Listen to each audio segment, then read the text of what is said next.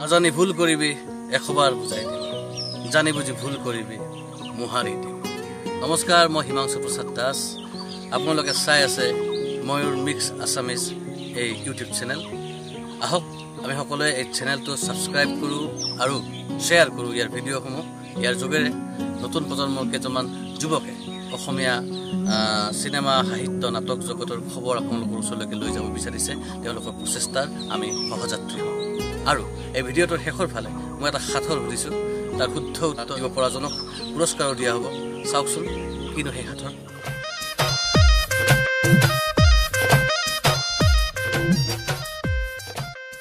নমস্কাৰ সকলোকে স্বাগতম জনাইছো মোৰ এই অনুষ্ঠান শিল্পীৰ মনৰ ভটাৰলৈ আজি মোৰ লগত এনেকুৱা এজন ব্যক্তি উপস্থিত আছে যিজন ব্যক্তি এজন ভাল অভিনেতা এজন বিশিষ্ট কবি লগতে নাট্যকাৰ লগতে এগৰাকী চলচ্চিত্ৰ নিৰ্মাতা আৰু সেইজন ব্যক্তিৰ হাতৰ কলমৰ পৰশত প্ৰাণ পাই উঠিছিল এসময়ত এটি ব্যাপক চৰ্চা লাভ কৰা কবিতা ঐ ছোৱালী এবাৰ ভাল পাই চাবানে সেইজন ব্যক্তি হ'ল হিমাংশু প্ৰসাদ দাস মই তেখেতৰ জীৱনৰ কিছু কথা এইটো ভিডিঅ'ৰ জৰিয়তে আপোনালোকলৈ আগবঢ়াই দিম গতিকে ভিডিঅ'টো আপোনালোকে শেষলৈকে চাই থাকিব ভিডিঅ'টো ভাল লাগিলে এটি লাইক কৰিব লগতে শ্বেয়াৰ কৰি আনজনকো চোৱাৰ সুবিধা কৰি দিব লগতে এইটো ভিডিঅ'ৰ শেষত হিমাংশুৰে আপোনালোক এটি সাথৰ কৰিব আৰু সাথৰটোৰ উত্তৰ সকলোৱে দিবলৈ চেষ্টা কৰিব আৰু যিয়ে শুদ্ধ উত্তৰ দিয়ে তাৰ ভিতৰত মই এগৰাকীক বাছি উলিয়াম আৰু সেইগৰাকীক মই পুৰস্কাৰৰ ব্যৱস্থা কৰিছোঁ গতিকে সকলোৱে ভিডিঅ'টো শেষলৈকে চাই থাকিব মই তেখেতক প্ৰথমতে স্বাগতম জনাইছোঁ হিমাংশু প্ৰসাদ দাস প্ৰথমতে আপোনাক মোৰ চেনেলত স্বাগতম জনাইছোঁ আৰু মোৰ এই অনুষ্ঠানৰ আৰম্ভণিত আপোনাৰ সম্পূৰ্ণ পৰিচয় এইটোৱে হিমাংশু প্ৰসাদ দাস আৰু যিখিনি তুমি কৈছা যে নাটক কবিতা বা চিনেমাৰ লগত জড়িত আৰু সেইখিনিয়ে সেইটো মোৰ জীৱন হয় জীৱিকা হয় মোৰ ৰুচি অভিৰুচি সকলোখিনি আৰু আপোনাৰ জন্ম কোন ঠাইত হৈছিল মোৰ জন্ম আমৰাংগা দক্ষিণ কামৰূপৰ এখন গাঁও 1982 চন 1982 24 ছেপ্টেম্বৰ আপোনাৰ পিতৃ মাতৃ নাম মোৰ দেউতাৰ নাম সমুদ্ৰনাথ দাস মা উষাৰাণী দাস আৰু স্কুলীয়া শিক্ষা ক'ত গ্ৰহণ কৰিছে প্ৰথম স্কুল কেতিয়া গৈছে প্ৰথম স্কুল প্ৰথমতে আছিলে বঢ়িয়াত নিম্ন বুনিয়াদী বিদ্যালয় প্ৰাথমিক শিক্ষা তাৰপিছত আমৰাংগা বঢ়িয়াত উচ্চতৰ মাধ্যমিক বিদ্যালয় তাৰপিছত কটন কলেজ তাৰপিছত নেশ্যনেল স্কুল অফ ড্ৰামা আৰু NSD কথা মনত যেতিয়া আহিলে তাৰ আপোনাৰ কথা সুধিব বিচাৰিছোঁ আপুনি NSDত আপোনাৰ অভিজ্ঞতা কেনেকুৱা হৈছিল বা তাত আপুনি কেনেকৈ নিজৰ প্ৰতিভা বিকাশ কৰিছিল national school of drama NSD এছিয়াৰ ভিতৰতে আটাইতকৈ শ্ৰেষ্ঠ অভিনয় প্ৰতিষ্ঠান নাটকৰ প্ৰতিষ্ঠান তাত প্ৰশিক্ষণ দিয়া হয় আৰু তাত 2005 চনত মই শিকিবলৈ গৈছিলোঁ আৰু তাত 3 বছৰ মই অভিনয়ৰ ওপৰত বিশেষভাৱে প্ৰশিক্ষণ লৈছিলোঁ NSD এখন জ্ঞানৰ সাগৰ তাত কেৱল যে ক্লাছৰুমত শিকা কথাখিনি সেইখিনি সেই কথা নহয় NSDৰ লগত আটাইতকৈ গুৰুত্বপূৰ্ণ কথাটো হ'ল যে তাত আমি দেশ বিদেশৰ বিভিন্ন ভাল ভাল নাটক বিভিন্ন অনুষ্ঠান আমাৰ চোৱাৰ সৌভাগ্য হৈছিলে যিটোকে নেশ্যনেল স্কুল অফ ড্ৰামা নতুন দিল্লীত অৱস্থিত ৰাষ্ট্ৰীয় আন্তঃৰাষ্ট্ৰীয় বহুতো অনুষ্ঠান নাটক চোৱাৰ অভিজ্ঞতাই কোনোবাখিনি সমৃদ্ধ কৰিছিল আৰু বিভিন্ন ব্যক্তিক লগ পোৱাৰ সুযোগ ঘটিছিল NSDৰ সেই 3 বছৰ অভিজ্ঞতা জীৱনৰ মোৰ ব্যক্তিগত জীৱনৰ কাৰণে এটা অন্যান্য সম্পদ আৰু আপুনি এতিয়া বৰ্তমান আপোনাক অভিনেতা নাট্যকাৰ বা চলচ্চিত্ৰ নিৰ্মাতা বহু ধৰণে চিনি পায় আপুনি প্ৰথমতে কাৰ প্ৰেমত পৰিছিল অভিনয় নে আন কিবা আচলতে প্ৰেমত পৰা নহয় আচলতে সৰুকালত আমাৰ গোটেই পৰিৱেশটোৱে আছিলে সাংস্কৃতিক পৰিৱেশ আছিলে দক্ষিণ কামৰূপৰ আমৰাংগা যিখন গাঁৱৰ কথা কৈছোঁ এই গোটেই গাঁওখনত শিল্প সাহিত্যৰ চৰ্চাৰ এটা পৰিৱেশ পাইছিলোঁ সৰুৰ পৰাই যিখন বিদ্যালয়ত পঢ়িছিলোঁ আমৰাংগা বঢ়িয়াত উচ্চতৰ মাধ্যমিক বিদ্যালয় তাতো খুব ধুনীয়া এটা পৰিৱেশ আছিলে গান নাটকৰ কাৰণে ভাল লাগিছিলে প্ৰেমত পৰাৰ নিচিনা নহয় আৰু লাহে লাহে কি হয় যে কামবিলাক আমি প্ৰথমতে নজনাকৈ আৰম্ভ কৰি দিওঁ লাহে লাহে তাৰ মাজত অৰ্থ বিচাৰিব আৰম্ভ কৰোঁ আৰু তেনেকৈ অৰ্থ বিচাৰি থাকোঁতেই কবিতাৰ মাজত নাটকৰ মাজত সোমাই পৰিলোঁ কিন্তু মই যিমানটো মোৰ মনত পৰে যে কবিতা আৰু নাটক দুয়োটাৰ প্ৰায় একে সময়তে জীৱনত চৰ্চা আৰম্ভ হৈছিল আৰু আপুনি ভাবে নেকি যে এটি কবিতা বা এখন নাটক বা এটি যিকোনো এটা লিখনিৰে এজন মানুহৰ বা এজন এটা বেলেগ পৰিৱেশৰ কিছুমান ভাৱানুভূতি ৰাইজক বিলাই দিব পাৰে বুলি আপুনি ভাবে নেকি কবিতা নাটক এই গোটেইবিলাক হ'ল আচলতে অভিজ্ঞতাৰ আদান প্ৰদান আচলতে যদিওবা মই কবিতাটো লিখিছোঁ যদিওবা কবিতাটোত নাম লিখা আছে হিমাংশু প্ৰসাদ দাস তাৰমানে এইটো নহয় যে সেয়া কেৱল হিমাংশু বা মূল অভিজ্ঞতা বা অনুভৱ আচলতে আমি বহু জীৱনৰ মাজেৰে আমি পাৰ হৈ আহোঁ আজি তোমাক লগ পাইছোঁ তোমাৰ লগত কথা পাতিছোঁ তোমাৰ লগত বন্ধুত্ব হৈছে তোমাৰ জীৱনৰ আশা আকাংক্ষা ভাল লগা বেয়া লগা এই কথাবিলাক গম পাম তোমাৰ অভিজ্ঞতা কিছুমান জানিম আৰু তাৰ মাজত সেইবিলাকে চাগে কোনোবা দিনা কোনোবা এখন নাটকত প্ৰকাশ পাই উঠিব কোনোবা এজন যুৱকৰ চৰিত্ৰৰ মাজেৰে গতিকে যদিও আমি গান কবিতা নাটক আমি কোনোবা এজন লিখকৰ নামত থাকে কিন্তু মই ভাবোঁ যে সেয়া কেৱল এজন লিখকৰ জীৱনৰ অনুভৱ নহয় বহু জীৱনক আচলতে প্ৰতিনিধিত্ব কৰে আৰু বহু জীৱনক যদি সঁচাকৈ প্ৰতিনিধিত্ব কৰিব পাৰে সেই কবিতাটো বা সেই নাটকখনে আচলতে শ্ৰেষ্ঠ আমাৰ এনেকুৱা লাগে কোনোবা এটা কবিতা পঢ়ি এইটো মোৰ মনৰ কথা কোনোবা এখন নাটক চাই থাকোঁতে এনেকুৱা লাগে এনেকুৱা মোৰ জীৱনতো ঘটিছে যিমানে আমি আচলতে বেলেগৰ অভিজ্ঞতাক আমি দাঙি ধৰিব পাৰোঁ সাৰ্বজনীন কৰিব পাৰোঁ সিমানে আচলতে কবিতা এটা বা নাটক বা যিকোনো সৃষ্টিত আচলতে যথাৰ্থতা থাকে তাৰ আচলতে আচল তাৰ প্ৰাপ্তি এইবাৰ জানিব বিচাৰিছোঁ হিমাংশু দা আপোনাৰ প্ৰথম কবিতা সংকলন আপুনি কি ৰচনা কৰিছিলে কবিতা জীৱনত প্ৰথম লিখিছিলোঁ সৰু থাকোঁতে তৃতীয় নে চতুৰ্থ শ্ৰেণীত আছিলোঁ তেতিয়া সদৌ অসম নবীন লিখক লিখিকা শিল্পী সমিতিৰ এটা অনুষ্ঠান হৈছিল আমাৰ ইয়াতে তাত কবিতা বিচাৰিছিলে স্বৰচিত কবিতা সৰুৰে পৰা মোৰো মন গৈছিলে কবিতা এটা লিখি তাত পাঠ কৰিবৰ কাৰণে কবিতাটোৰ নাম আছিলে বহাগ নাই কবিতাটো মনত নাই একেবাৰে মনত নাই কবিতাটো প্ৰথম লিখিছিলোঁ আৰু তেনেকৈ কবিতা লিখাৰ অভ্যাস এটা থাকিলে আৰু ভালকৈ কবিতা আচলতে চৰ্চা আৰম্ভ কৰিছিলোঁ কটন কলেজত যোৱাৰ পিছত আৰু মই ভাবোঁ যে কবিতা লিখাৰ কাৰণে বহুতো কবিতা পঢ়াৰ প্ৰয়োজন আৰু কটন কলেজত যোৱাৰ পিছত মই কবিতা যিমান লিখিছিলোঁ তাত বহুত বেছি পঢ়িছিলোঁ আৰু সেই পঢ়া অভিজ্ঞতাটোৱে কোনোবাখিনিত কবিতাক ভালকৈ চিন্তা চৰ্চা কৰাৰ কাৰণে উৎসাহিত কৰিছিল আৰু প্ৰথম কবিতাৰ কিতাপ ওলাইছিলে 2003 চনত কিতাপখনৰ নাম আছিলে প্ৰেম আৰু বিদ্ৰোহৰ দিনলিপি এইবাৰ জানিব বিচাৰিছোঁ এটা প্ৰতিপাদ্য বিষয়ৰ প্ৰতি যদি প্ৰেম হয় সেই প্ৰেমত পৰিলেহে কবিতাৰ সৃষ্টি হয় সাধাৰণতে আমি জানো আপুনি কি ক'ব প্ৰেম নহয় ঘৃণা হ'লেও কবিতাৰ সৃষ্টি হ'ব পাৰে কিন্তু তেনেকুৱা কথা নহয় কেতিয়াবা যে সদায় প্ৰেম হ'লেহে সৃষ্টি হ'ব ঘৃণাৰ পৰাও হ'ব পাৰে হ'ব পাৰে এইটো মূলত এটা অনুভৱৰ কথা কিন্তু তোমাৰ প্ৰশ্নটোৰ পৰা মই অপেক্ষাকৈ বুজিছোঁ যে তুমি এনেকুৱা ধৰণৰ এটা ইংগিত দিব খুজিছা যে কোনোবা এজন ল'ৰাই কোনোবা এজনী ছোৱালীৰ প্ৰতি কবিতা লিখিছে গতিকে এটা প্ৰেম হোৱাৰ পিছতে লিখিব পাৰে কিন্তু সদায়তো আৰু কবিতাৰ বিষয়ে কেৱল ছোৱালী বা প্ৰেমে নহয় কবিতাৰ বিষয়ে বিভিন্ন ধৰণৰ হ'ব পাৰে দেশৰ ৰাজনীতি দেশৰ দুৰৱস্থা দেখিও কাৰোবাৰ মনত এটা কবিতা সৃষ্টি হ'ব পাৰে আমি ক'ব পাৰোঁ যে মূলত কথাটো হ'ল যে খং উঠিও হ'ব পাৰে তাৰ ওপৰত প্ৰচণ্ড খং উঠিছে সেই খংটোও গৈ পেলাই কবিতা এটা প্ৰকাশ কবিতাৰ ৰূপ হ'ব পাৰে মূল কথা হ'ল অনুভৱ আৰু কবিতা এখন ডাঙৰ উপন্যাস এখন ডাঙৰ চিনেমাই ক'ব নোৱাৰা ডাঙৰ সত্যটো কিন্তু হয়তো এটা সৰু কবিতাই কৈ দিব পাৰে কবিতা সেইকাৰণে আটাইতকৈ অন্যতম শ্ৰেষ্ঠ মই ভাবোঁ যে এটা পৃথিৱীৰ মাধ্যম সাহিত্যৰ বিভাগ আৰু সেইকাৰণে কবিতা চৰ্চা কৰা মানুহবিলাকে চিৰিয়াছলি কবিতা চৰ্চা কৰিব লাগে কাৰণ ইমান সহজ নহয় যদিও ভাবে আজিকালি সহজ বাৰু ফেচবুকত পটাককৈ লিখি এটা কবিতা দি দিব পাৰে কিন্তু কবিতা ইমানো সহজ নহয় তাৰ কাৰণে এক বিশেষ ধৰণৰ অনুভৱ আৰু অধ্যয়নৰ প্ৰয়োজন আৰু আপুনি এইবিলাক যিবিলাক ৰচনা কৰে কিবা নিৰ্দিষ্ট টাইম আছে নেকি মাজৰাতি বা কিবা কোনোবা জনশূন্য পথত বা কিবা এনেকুৱা টাইম আছে তেনেকুৱা ধৰণৰ কথা নাই কবিতা বা যিকোনো সৃষ্টিৰ কাৰণে এখন টেবুল লাগে কেৱল টেবুলত লিখি ভাল পাওঁ আৰু মই লেপটপ ইউজ কৰি বেয়া পাওঁ লিখিবৰ সময়ত মই কাগজত কলমত তেনেকৈ লিখিয়ে ভাল পাওঁ আৰু সময় কথা নাই বহুত ভিৰৰ মাজতে লিখি পাইছোঁ মই এটা কবিতা লিখিছিলোঁ দিল্লীলৈকে গৈ থাকোঁতে সেইদিনা মোৰ হেৰি নাছিলে ৰিজাৰ্ভেশ্যন নাছিলে তো মই বহি গৈছিলোঁ য'ত মানে ভিৰ আছিলে গোটেই ডবাটোত বহুত মানুহ আছিলে সেই ভিৰৰ মাজত কোনোমতে এঠাইত বহি গৈছিলোঁ তাতো মই এটা কবিতা লিখিছিলোঁ আৰু কেতিয়াবা বহুত ধুনীয়া ঠাইত আছোঁ অকলে আছোঁ তেতিয়া হয়তো এটা শব্দ লিখা নাই হয়তো গোটেই পৰিস্থিতিটো নিৰ্ভৰ কৰে কোনটো মুডত আছোঁ আৰু যদি ভিতৰত উকমুকাই থাকিলে সেয়া ওলাই আহিবই যি পৰিৱেশেই নহয় আৰু এইবাৰ জানিম নাটক আপোনাৰ নাটক সৃষ্টিৰ এইটো কেনেকুৱা কনচেপ্টটো আপোনাৰ কেনেকৈ যে মই নাটক ৰচনা কৰিব পাৰিম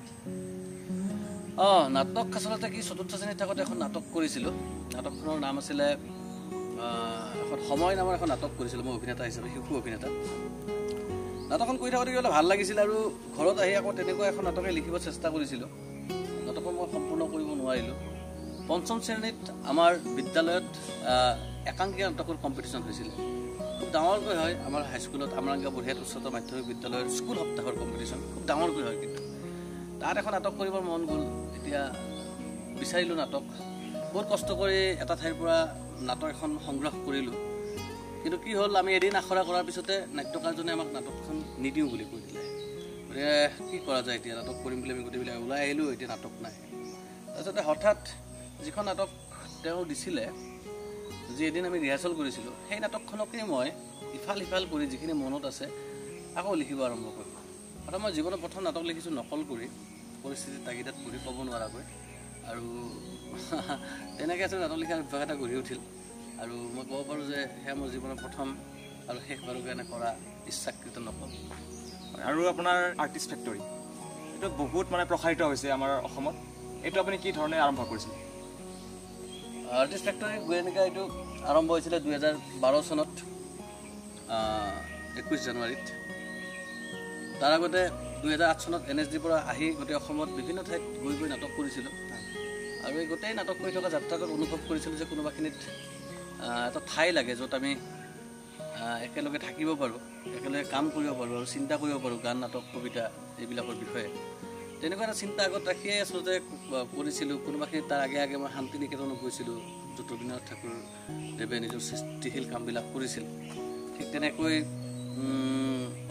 বিভিন্ন ধৰণৰ অভিজ্ঞতা আছিল, সৰুৰ পৰা মন আছিল। আৰু গৈ শেষত এই যাত্ৰা আৰম্ভ হৈছিল 2012 চনত। আমি প্ৰথমতে ব্ৰইলাৰ ফাৰ্ম খুলিছিলোঁ,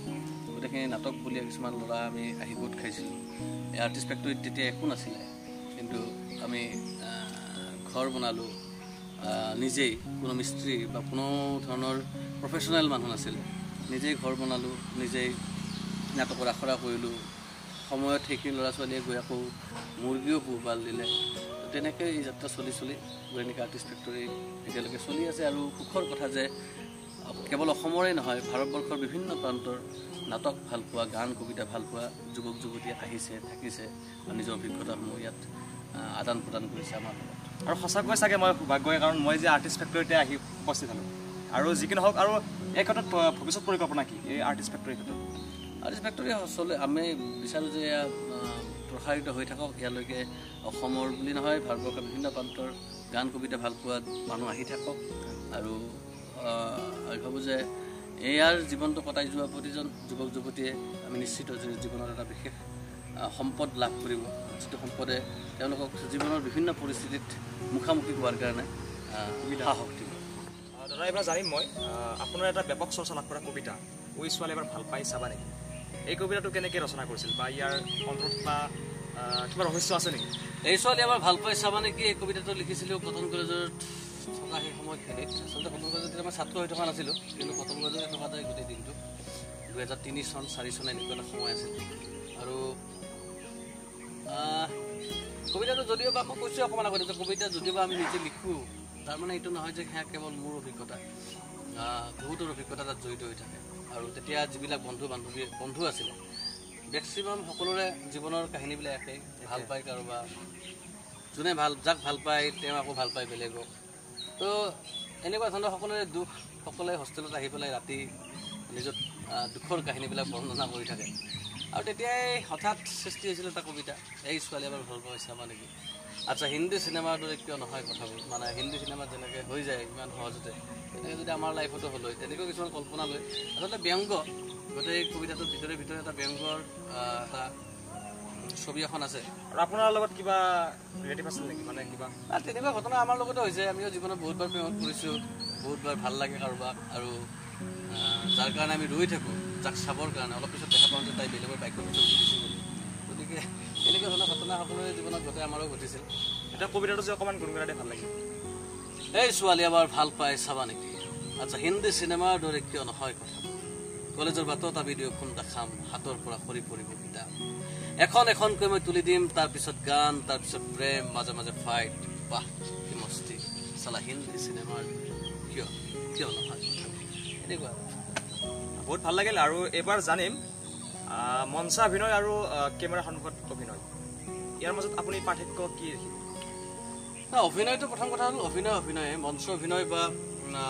কেমেৰা বুলি কথা আচলতে বিশেষভাৱে নাথাকে, কিন্তু টেকনিকেল কিছুমান কথা থাকে। নাটকত আমি আমাৰ ৰিহাৰ্চেল কৰি এঘণ্টাৰ ভিতৰত গোটেই নাটকখন আমি কৰি দিছোঁ। এটা মই উদাহৰণ দিছোঁ, আমাৰ ৰিহাৰ্চেলটো 2 মাহ হ'ব পাৰে, 15 দিনো হ'ব পাৰে। ৰিহাৰ্চেল কৰি উঠাৰ পিছত আমি নাটকখন যেতিয়া আমি পাৰফৰ্ম কৰিছোঁ, যেতিয়া আমি দেখাইছোঁ, তেতিয়া আমি একেলেঠাৰিয়ে কৰি দিছোঁ। আকৌ চিনেমাত কি হয়, আমি টুকুৰা টুকুৰকৈ বস্তুবিলাক কৰি শেষত এডিটিং টেবুলত তাক মিলাই দৰ্শকৰ ওচৰত আমি লৈ যাওঁ। এতিয়া দুয়োটা অভিনয়ৰ কাৰণে এজন এক্টৰৰ বহুখিনি আচলতে ডিচিপ্লিন, বহুখিনি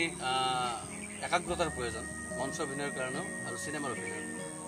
দুয়োটাতে কিছুমান প্লাছ পইণ্ট আছে, দুয়োটাতে কিছুমান মাইনাছ পইণ্ট আছে এক্টিঙৰ পইণ্ট অফ ভিউৰ ফালৰ পৰা। গতিকে মই কিন্তু দুয়োটা অভিনয় উপভোগ কৰোঁ, কিন্তু নিঃসন্দেহে মঞ্চৰ প্ৰতি থকা মঞ্চত অভিনয় কৰাৰ লাইভ অডিয়েঞ্চৰ সন্মুখত সেয়া অভিজ্ঞতা সদায় চিনেমাৰ অভিনয়তকৈ বেছি ভাল লাগে। আৰু এতিয়া মই এটা কথা জানিম আপোনাৰ পৰা, আপুনি আজিলৈকে আপোনাৰ জীৱনত এটি ভাল লগা মুহূৰ্ত সাংস্কৃতিক দিশৰ ক্ষেত্ৰত আৰু এটি বেয়া লগা মুহূৰ্ত? ভাল লগা মুহূৰ্ত আছে, ঢেৰ বেয়া লগা মুহূৰ্ত আছে, কিন্তু সঁচা কথা ক'বলৈ এই মুহূৰ্তত এই প্ৰশ্নটো কৰাৰ লগে লগে মোৰ মনত তেনেকৈ একো অহা নাই। আৰু বেয়া লগা মুহূৰ্ত আছে কিছুমান, যেনে চাপ'জ মোৰ সৃষ্টি কোনোবাই চুৰ কৰাও নহয়, তেওঁ মোৰ চিনাকি, তেওঁক মই সন্মান কৰোঁ, আকৌ তেওঁ চুৰ কৰি দিলে, আৰু এইটো খুব কম বয়সত, মোৰ যিটো বয়সত হয়তো মোক উৎসাহৰ প্ৰয়োজন আছিল সেইখিনি সময়ত আজিৰ তাৰিখত তেনেকুৱা এটা ঘটনা ঘটিলে মোৰ কাৰণে একো ডাঙৰ সমস্যা নহয়। সিমানখিনি আজিৰ তাৰিখত মই জীৱনৰ অভিজ্ঞতা কিছুমান অৰ্জন কৰিছোঁ। কিন্তু এনেকুৱা এটা বয়সত তেনেকুৱা এটা ঘটনা হৈছিলে যে মই এখন নাটক শিকিছিলোঁ আৰু কলেজত পঢ়ি থকা দিনৰ কথা কৈছোঁ। খুব মোৰ হেঁপাহৰ এখন নাটক আছিলে, আৰু নাটকখন মই যাক দেখালোঁ, যাক শুনালোঁ, তেওঁ বহুত প্ৰতিষ্ঠিত ব্যক্তি। কেইদিনমান পিছত তেওঁ সেই নাটকখন নিজৰ নামত গুৱাহাটীৰ ৰবীন্দ্ৰখনত কৰিলে। তো এনেকুৱা ধৰণৰ কথা কিছুমানে আঘাত দিছিলে, কিন্তু ডেট মিনছ এইটো নহয় যে তাৰপিছত নাটক লিখা বাদ দিলোঁ, তেনেকুৱা ধৰণৰ কথা নহয়। সাময়িকভাৱে আঘাত দিছিলে, এইবিলাক কথা ভাবি থকা নাই। আৰু ঠিক তেনেকৈ ভাল লগা মুহূৰ্ত কিছুমান আছে, যেনে কোনোবা এটা ঠাইত হয়তো মোক গৈছোঁ বিশেষ কামত, মানুহে মোক দিব লগা সন্মানখিনি বা কিবা গুৰুত্ব বা প্ৰয়োজন যিখিনি এটা মানুহ হিচাপে পাব লাগে পোৱা নাই। কিন্তু হঠাৎ আকৌ যেতিয়া গম পাইছে যে এই ছোৱালী এবাৰ ভাল পাইছে মই নেকি লিখা ল'ৰাটো এইটো বুলি, তাৰপিছত হয়তো আকৌ পিছ মুহূৰ্ততে হয়তো আকৌ বেলেগ ধৰণৰ এটা সন্মান বা আদৰ পাইছোঁ। সেইটোৱে আচলতে কি সুখ বুলি কথা নহয়, আচলতে এইবিলাক কথাই মানে কি বুলি কওঁ, বেলেগ ধৰণৰ বিচিত্ৰ অভিজ্ঞতা দিয়ে চৌপাশটো বুজাৰ কাৰণে, চোৱাৰ কাৰণে। কিন্তু গোটেই কথাবিলাক সুখ দুখ মিলি শেষত গৈ এটা জীৱন, ভাল লগাখিনি বেয়া লগাখিনি চব মিলি পেলাই এটা জীৱন। আৰু সেই জীৱনটো কিন্তু মই উপভোগ কৰোঁ, পোৱাখিনিক লৈ নোপোৱাখিনিক। আৰু আপোনাৰ এখন কবিতা সংকলন জীৱন জিন্দাবাদ, সেইখনৰ বিষয়ে আপুনি কি ক'ব? জীৱন জিন্দাবাদ যোৱা বছৰ ওলাইছিলে উত্তৰ পূব গ্ৰন্থমেলাত। কিতাপখনৰ সঁহাৰি খুব মানে বেছি ভাল আছিলে, আৰু এইটো ভাল লগা কথা প্ৰকাশকৰ পৰা ওলাইছিলে যে কবিতা কিতাপ লাহে লাহে কিতাপৰ বিক্ৰী কমি গৈছে, কবিতা কিতাপ আৰু বহুত কম বিক্ৰী হয়। তেনেকুৱা এটা সময়ত সেইখন কিতাপ প্ৰকাশ পাইছিলে, আৰু পাঠকে যিধৰণে আদৰি লৈছিলে সেইটোৱে উৎসাহিত কৰিছিলে। জীৱন জিন্দাবাদ আছিলে সংকলনখনৰ নাম। জীৱন জিন্দাবাদ নামৰ কোনো কবিতা নাই, কিন্তু সামগ্ৰিকভাৱে যিটো থিম আছিলে জীৱন জিন্দাবাদ, জীৱন পজিটিভ। আৰু আপোনাৰ প্ৰিয় অভিনেতা কোন? প্ৰিয় অভিনেতা বহুত থাকে, আৰু মোৰ ভাল লগা অভিনেতা এজনেৰে বেলেগ এটা অভিনেতা আকৌ ভাল নাপাব পাৰোঁ। মানে এজন গায়কৰ এটা ধাৰণা হ'ল যে জুবিন গাৰ্গৰ কাৰণে গান আমি ভাল পাওঁ, তাৰ মানে এইটো নহয় যে জুবিন গাৰ্গৰ প্ৰতিটো গান ভাল পাওঁ। আকৌ হয়তো কোনোবা এজন অখ্যাত গায়ক, তেওঁৰ নামে আমি নাজানো, তেওঁৰ হয়তো আকৌ কোনোবা এটা গান আমাৰ বহুত ভাল লাগে। এজন এক্টৰ এনে যদি কওঁ যে চাপ'জ নাছিৰুদ্দিন শ্বাহৰ কোনোবা এটা এক্টিং চাই যদি খুব ভাল লাগিছে, কোনোবা হয়তো ভাল লগা নাই। এই গোটেই কথাবিলাক আপেক্ষিক। বিশেষ চৰিত্ৰত বিশেষ অভিনেতা কিছুমানৰ অভিনয় ভাল লাগে, নিৰ্দিষ্ট তেনেকুৱা নাই। অসমত তেনেকৈ যদি ক'ব যোৱা হয় তেতিয়াহ'লে অৰুণ নাথৰ অভিনয় মোৰ খুব ভাল লাগে। অৰুণ নাথ আমাৰ এজন হেৰি কৰে, আৰু আগৰ পৰাই এনেও কিবা এটা ভাল লাগে, যি কাৰণতে নহওক কিয় কেতিয়াবা হতাশ যদিও হওঁ, তপন দাসৰ অভিনয়ৰ প্ৰতি এটা দুৰ্বলতা থাকে। বহুতবাৰ হতাশো হৈছোঁ তপন দাৰ পৰা, কিন্তু আৰু ভালো লাগে। অভিনেত্ৰীৰ ক্ষেত্ৰতো ঠিক তেনেকৈ প্ৰতিভা চৌধুৰীৰ অভিনয় ভাল লাগে। প্ৰস্তুতি পৰাশৰৰ মঞ্চত অভিনয় ভাল লাগে, কিন্তু কোনোবা সেই প্ৰস্তুতি পৰাশৰে আকৌ চিনেমাৰ অভিনয় আকৌ বহুত বেছি ভাল নালাগে। কিছুমানো ভাল লাগিছে, কিন্তু সকলোতে ভাল নালাগে। কিন্তু মঞ্চত তেখেতক সঁচাকৈ তেওঁ পূৰ্ব অতুলনীয়, বিশেষকৈ ভ্ৰাম্যমান মঞ্চ। আৰু ফেভৰেট গায়ক আপোনাৰ, ফেভৰেট ছিংগাৰ? একেই কথা অভিনেতাৰ ক্ষেত্ৰত যেনেকৈ এতিয়া জুবিন গাৰ্গক ভাল লাগে ঠিক তেনেকৈ ভূপেন হাজৰিকা জয়ন্ত হাজৰিকা ভাল লাগে আকৌ নীল আকাশৰো কোনোবা এটা গান শুনি বহুত ভাল লাগে কোনোবা এটা গান শুনি আকৌ ভাল নালাগে কিন্তু কিশোৰ গানো ঠিক তেনেকৈ ভাল লাগে কিন্তু সপোন তো এনেকুৱা ধৰণৰ কথা থাকে তথাপিও মোৰ অসমৰ প্ৰিয় গায়ক বুলি ক'লে গানৰ ক্ষেত্ৰত এক্সপেৰিমেণ্ট কৰি থকা নতুন গায়ক গায়িকাবিলাকৰ ভিতৰত অৰূপজ্যোতি বৰুৱাৰ গানো মোৰ ভাল লাগে তেওঁলোকৰ মাজত সম্ভাৱনা দেখা পাওঁ ভাল লাগে আৰু প্ৰিয় লেখক বুলি ক'লে আপুনি কাৰ নাম ল'ব অসমীয়া লেখক লেখিকা প্ৰিয় লিখক আছে বহুকেইজনে আছে কিছুমান তাৰ ভিতৰত মোৰ যদি একদম সৰুতে মোক কিতাপ পঢ়াৰ প্ৰতি একদম আগ্ৰহী কৰি তুলিছিলে হোমেন বৰগোহাঁই তেখেতৰ লিখা পঢ়ি আচলতে কিতাপৰ প্ৰতি প্ৰেম হৈ গৈছে যে কিতাপ পঢ়িব লাগে হোমেন বৰগোহাঁইৰ লিখনি শৈলীটো তেখেতৰ বহুত চিন্তাৰ লগত মতৰ অমিল আছে চিন্তাৰ অমিলটো বেলেগ প্ৰশ্ন কিন্তু তেওঁৰ লিখাৰ যিটো ষ্টাইল সেই ষ্টাইলটোৱে মুগ্ধ কৰে তেওঁৰ লিখা এবাৰ পঢ়িব আৰম্ভ কৰাৰ পিছত শেষ নকৰালৈকে আৰু সামৰিব নোৱাৰি তো ঠিক তেনেকৈ লেখিকাৰ ক্ষেত্ৰত গল্প মই পঢ়ি ভাল পাওঁ মনালিছা শইকীয়াৰ গল্প পঢ়ি মই ভাল পাওঁ ঠিক তেনেকৈ নতুন চাম গল্পকাৰৰ ভিতৰত জুৰি বৰুৱাৰ গল্প ভাল লাগে সিদ্ধাৰ্থ শংকৰ তেখেতৰ গল্প ভাল লাগে এনেকৈ বিভিন্ন ধৰণৰ আৰু আপোনাৰ চলচ্চিত্ৰ পৰিচালক আপুনি কাক বেছি ভাল পায় মই এখন চিনেমা চাই আচম্বিত হৈছিলোঁ আজি হ'ল 2 বছৰেই হ'ল চিনেমাখন বিউটিফুল লাইফ কংকন ডেকা নামৰ তেওঁৰ জীৱনৰ প্ৰথম চিনেমা আছিলে সেই চিনেমাখনৰ কাহিনী তেওঁ নিজৰে আছিলে এই চিনেমাখনৰ গোটেই সামগ্ৰিকভাৱে গোটেই চিনেমাখন চাই মই বহুত ভাল পাইছিলোঁ আৰু মই ভাবোঁ যে অসমত মানুহে সুযোগ পালে এখন চিনেমা চাব লাগে সঁচাকৈ অসমৰ পটভূমিত ইমান ব্যতিক্ৰম চিন্তাৰে এটা কাহিনী নিৰ্মাণ হৈছিল আৰু সঁচাকৈ কংকন ডেকাৰ বিউটিফুল লাইফ ঠিক তেনেকৈ ধ্ৰুৱজ্যোতি বৰদলৈৰ দূৰণিৰ নিৰলা পূজা এই দুখন চিনেমা বহুত বেছি আকৰ্ষিত কৰিছিল আৰু আমি আহি অনুষ্ঠানৰ শেষ অংশ পালোঁ আৰু শেষত যোৱা ভিডিঅ'ত মানে এটি সাঁথৰ কৰা হৈছিল আপোনালোকক আৰু সাঁথৰটোৰ উত্তৰ প্ৰায় 1000তকৈ অধিক ব্যক্তিয়ে দিছে আৰু মই যিসকলে শুদ্ধ উত্তৰ দিছিল মই সকলোকে ধন্যবাদ জনাইছোঁ আৰু মই কৈছিলোঁ যিসকলে শুদ্ধ উত্তৰ দিয়ে তাৰ ভিতৰত মই এগৰাকীক বাছি উলিয়াই মই এটি পুৰস্কাৰৰ ব্যৱস্থা কৰিম আৰু মই বাছি উলিয়াইছোঁ আৰু সাঁথৰটোৰ উইনাৰ হৈছে বৰ্ণালী কাকতি মই অভিনন্দন জনাইছোঁ বৰ্ণালী কাকতিক আৰু তেখেতে পুৰস্কাৰটো পাব আৰু বৰ্ণালী কাকতিক মই অনুৰোধ জনাইছোঁ এইটো ভিডিঅ'ৰ যি কমেণ্ট ছেকশ্যন তাতে যাতে লিখি দিয়ে মই উইনাৰ হোৱা বুলি ভাল লাগিব আৰু আজিও হিমাংশুদে আপোনালোকৰ এটি সাঁথৰ কৰিব আৰু সাঁথৰটোৰ উত্তৰ দিবৰ চেষ্টা কৰিব আৰু যিয়ে শুদ্ধ উত্তৰ দিয়ে তাৰ ভিতৰত মই আৰু এগৰাকীক বাছি উলিয়াম আৰু সেইগৰাকীক মই পুৰস্কাৰ দিয়াৰ ব্যৱস্থা কৰিম গতিকে মই হিমাংশুদাক সাঁথৰটো দিবলৈ অনুৰোধ জনাইছোঁ একদম সহজ সাঁথৰ চিত পখিলা তিনি মোৰ 10 ভৰি তিনি মোৰ 10 ভৰি ক'ত দেখিলা গতিকে সাঁথৰটোৰ উত্তৰ দিবলৈ চেষ্টা কৰিব আৰু যিবিলাকে শুদ্ধ উত্তৰ দিয়ে তাৰ ভিতৰত মই এগৰাকীক বাছি উলিয়াম আকৌ পুৰস্কাৰৰ ব্যৱস্থা কৰিছোঁ গতিকে আজি ভিডিঅ'টো ইমানেই আৰু হিমাংশুদাৰ যি জয়যাত্ৰা এই সাংস্কৃতিক দিশৰ যি জয়যাত্ৰা সদায় চিৰ প্ৰবাহিত হওক মই তাৰে কামনা কৰিছোঁ আৰু আমাৰ অনুষ্ঠানৰ পৰা সমাপ্ত কৰাইছোঁ ধন্যবাদ